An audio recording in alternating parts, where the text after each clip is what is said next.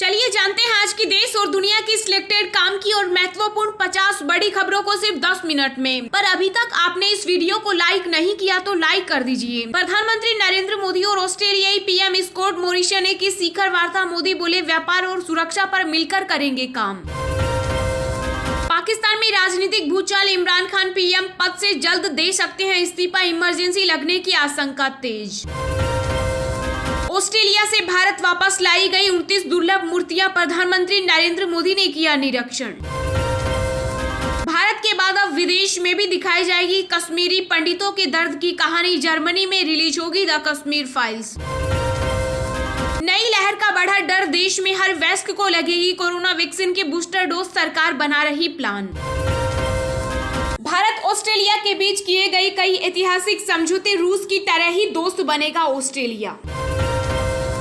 राष्ट्रपति रामनाथ कोविंद ने कांग्रेस नेता गुलाम नबी आजाद समेत कई दिग्गजों को पद्म पुरस्कारों से किया सम्मानित। योगी सरकार के शपथ ग्रहण से पहले बीजेपी ने कार्यकर्ताओं को दिए निर्देश, कहा पूजा करें और गाड़ियों में पार्टी का झंडा लगाकर आएं। द कश्मीर फाइल्स को आमिर खान ने किया सपोर्ट, कहा हर हिंदुस्तानी को देखनी चाहिए ये फिल्म। पब्लिक हेल्थ इमरजेंसी से निपटने के लिए केंद्र लाएगा नया राष्ट्रीय स्वास्थ्य कानून, बायो टेररिज्म, नेचुरल डिजास्टर और न्यूक्लियर अटैक को भी करेगा कवर। महाराष्ट्र के बीजेपी चीफ चंद्रकांत पाटिल ने कहा रोजाना सिर्फ 2 घंटे सोते हैं पीएम मोदी, हर दिन 22 घंटे करते हैं काम। तमिलनाडु सरकार का अहम फैसला, सड़क दुर्घटनाओं में घायलों को अस्पताल पहुंचाने पर मिलेंगे 5,000 रुपए और प्रशंसा पत्र। लोकसभा अध्यक्ष ओम बिरला ने प्रसाद दम रथ दिखाई हरी झंडी, दिल्ली के अस्पतालों में भर्ती मरीजों के तीमारदारों को निःशुल्क मिलेगा भोजन।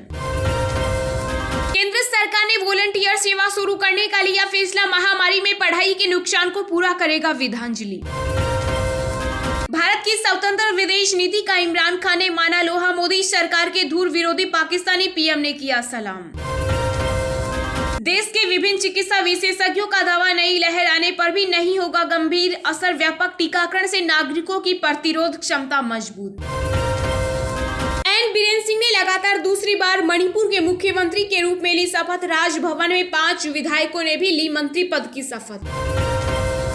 अमेरिकी राष्ट्रपति जो बाइडेन करेंगे पोलैंड का दौरा, रूस यूक्रेन युद्ध को रोकने के लिए बन सकती है रणनीति। पुष्कर सिंह धामी होंगे उत्तराखंड के नए मुख्यमंत्री, रक्षा मंत्री राजनाथ सिंह की मौजूदगी में सीएम के नाम पर लगी मुहर। कोरोना से मौत के फर्जी सर्टिफिकेट पर मुआवजा, सुप्रीम कोर्ट ने सुरक्षित रखा फैसला, कहा आवेदनों की जांच करे सरकार।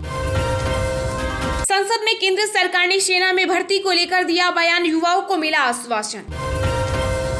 चीन में बड़ा विमान हादसा, पहाड़ियों से टकराकर क्रैश हुआ, बोइंग प्लेन 133 यात्री थे सवार। बॉलीवुड सुपरस्टार सलमान खान को मिली बड़ी राहत, काला हिरण शिकार से जुड़े मामलों की अब हाई कोर्ट में होगी सुनवाई।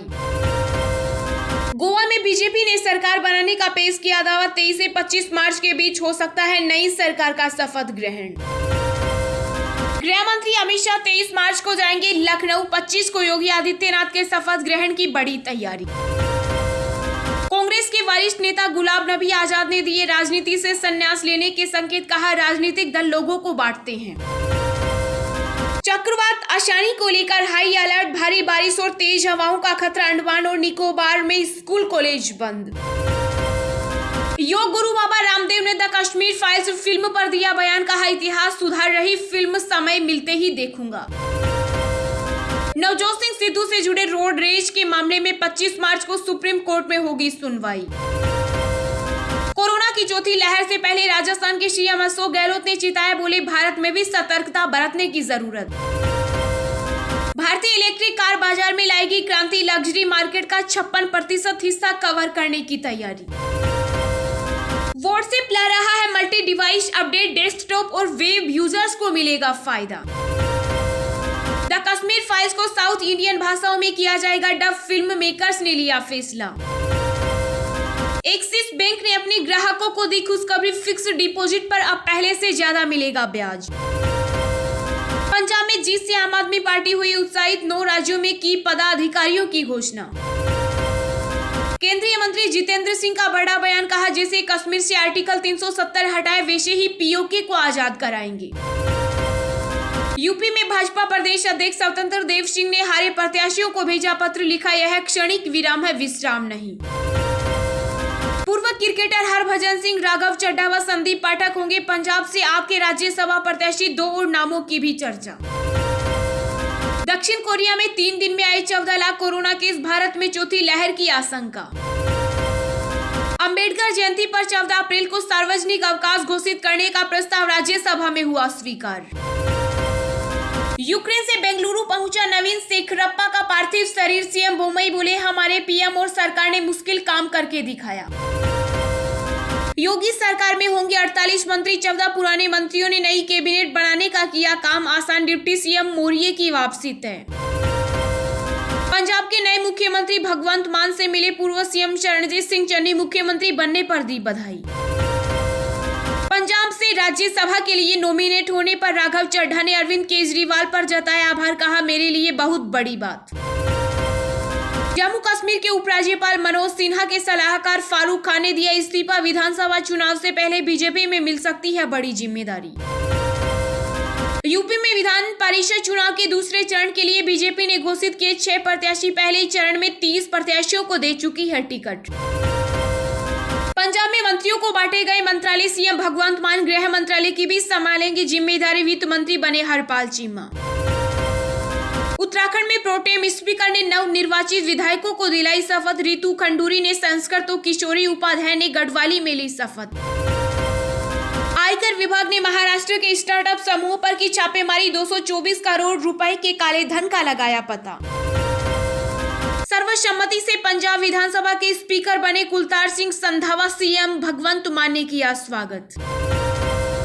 यूपी में रालोद प्रदेश अध्यक्ष पद से इस्तीफा देने के बाद डॉक्टर मसूद बोले अति आत्मविश्वास के शिकार अखिलेश खुद को मान बैठे थे सीएम।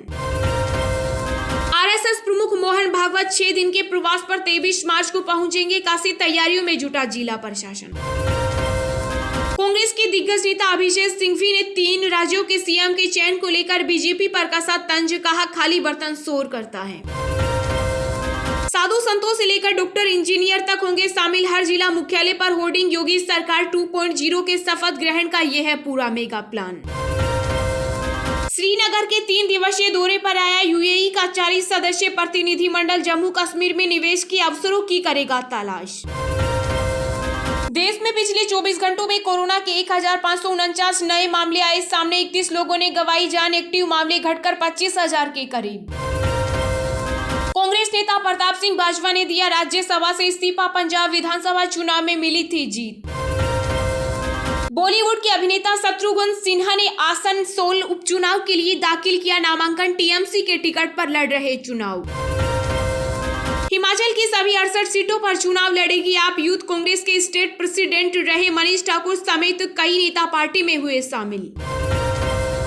दिल्ली से दोहा जाने वाली कतर एयरवेज की फ्लाइट में तकनीकी गड़बड़ी, कराची एयरपोर्ट पर कराई गई इमरजेंसी लैंडिंग। पश्चिम बंगाल में अब सभी सरकारी स्कूलों में लागू होगा ड्रेस कोड, विश्वा बांग्ला का लोगो भी लगेगा।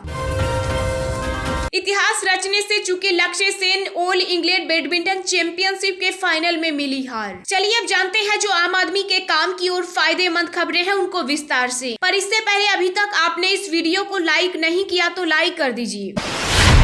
प्रधानमंत्री नरेंद्र मोदी और ऑस्ट्रेलियाई पीएम स्कॉट मॉरिसन की शिखर वार्ता, मोदी बोले व्यापार और सुरक्षा पर मिलकर करेंगे काम। जी हां, प्रधानमंत्री नरेंद्र मोदी और ऑस्ट्रेलिया के पीएम स्कॉट मॉरिसन द्वितीय भारत ऑस्ट्रेलिया आभासी शिखर सम्मेलन में वर्चुअली शामिल हुए। प्रधानमंत्री नरेंद्र मोदी ने सम्मेलन को संबोधित करते हुए कहा कि हमारा क्षेत्र बढ़ते परिवर्तन और बहुत दबाव का सामना कर रहा है और मुझे लगता है कि हमारे क्वाड लीडर्स कोल ने हाल ही में हमें रूस के यूक्रेन पर अवैध आक्रमण पर चर्चा करने का अवसर दिया है, लेकिन इसने हमें हिंदू प्रशांत क्षेत्र में हमारे अपने क्षेत्र के लिए उस भयानक घटना के निहितार्थ और परिणामों पर चर्चा करने का अवसर भी दिया और हमारे सामने आने वाले मुद्दों पर चर्चा करने का भी। पीएम मोदी ने कहा कि पिछले कुछ वर्षों में हमारे संबंधों में उल्लेखनीय प्रगति हुई है। व्यापार और निवेश, रक्षा और सुरक्षा, शिक्षा और नवाचार, विज्ञान और प्रौद्योगिकी, इन सभी क्षेत्रों में हमारा बहुत करीबी सहयोग है। कई अन्य क्षेत्र जैसे महत्वपूर्ण खनिज, जल प्रबंधन, नवीनीकरण, ऊर्जा और कोविड-19 रिसर्च में भी हमारे बीच सहयोग तेजी से बढ़ा। दूसरी तरफ ऑस्ट्रेलियाई प्रधानमंत्री स्कॉट मॉरिसन ने कहा कि हम यूरोप में भयानक स्थिति से व्यथित हैं, हालांकि हमारा ध्यान हिंद प्रशांत क्षेत्र पर अधिक है।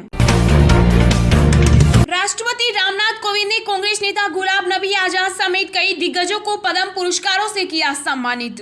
राष्ट्रपति रामनाथ कोविंद ने राष्ट्रपति भवन में आयोजित अलंकरण समारोह में कांग्रेस नेता गुलाम नबी आजाद समेत कई हस्तियों को साल 2022 के पद्म पुरस्कारों से सम्मानित किया। सीडीएस जनरल बिपिन रावत को पद्म विभूषण पुरस्कार से सम्मानित किया गया। राष्ट्रपति रामनाथ कोविंद ने जनरल बिपिन रावत की बेटी कृतिका और तारिणी को उनका पुरस्कार दिया। गीता प्रेस के दिवंगत अध्यक्ष राधे श्याम को साहित्य और शिक्षा के क्षेत्र में पद्म विभूषण से सम्मानित किया गया। राष्ट्रपति रामनाथ कोविंद ने राधे श्याम के पुत्र कृष्ण कुमार खेमका को उनका पुरस्कार प्रदान किया। वहीं कांग्रेस नेता गुलाम नबी आजाद, पंजाबी लोक गायक गुरमीत बाबा, टाटा सन्स के अध्यक्ष एन चंद्रशेखरन, पूर्व सीएजी राजीव महर्षि, कोविशील्ड के निर्माता सीरम इंस्टीट्यूट ऑफ इंडिया के साइरस पूनावाला समेत अन्य हस्तियों को पद्म भूषण से सम्मानित किया गया। पद्म पुरस्कार पाने वालों में कुल 128 लोग शामिल हैं। इनमें 4 को पद्म विभूषण, 17 को पद्म भूषण और 107 को पद्म श्री सम्मान से सम्मानित किया गया।